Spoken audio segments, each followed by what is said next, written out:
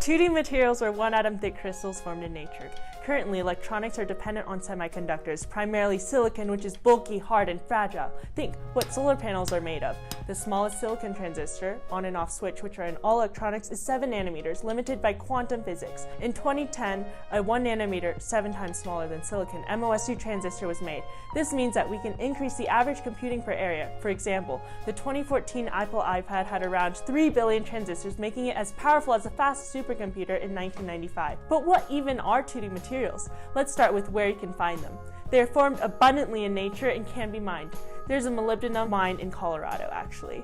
Another example of 2D material is graphene. It's one-atom thick graphite. Graphene is actually stronger than diamond. One-atom thick layer can support a basketball, and a saran-wrap thick sheet can support an elephant. Typically, they're found in their bulk form. Why even bother with individual layers? Why not just use the bulk? I'll focus on one category of 2D materials, TMD semiconductors. Let's review. An electrical conductor is a material that allows a flow of charge, commonly in the form of electron flow.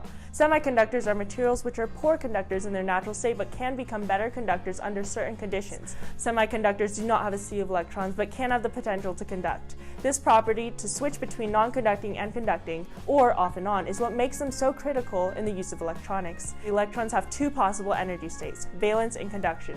They're normally in the valence state, so they're bound to one nucleus. However, they can gain energy by absorbing light photons, for example, and be excited to the conduction band. When they're excited, they leave a positively charged hole in the spot it originally was, and the excited electron has a net negative charge.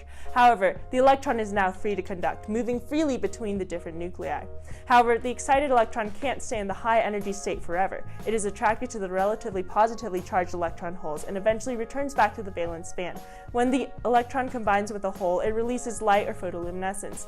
Here's a key point. TMD bulk or multilayers have an indirect band gap, but single monolayers have a direct band gap. A direct band gap means it does not take a change in momentum to excite an electron into the conduction band, therefore a more efficient excitonic and conducting process. This means that monolayers have a greater photoluminescence than multilayers, and it takes less energy to absorb this excitonic process.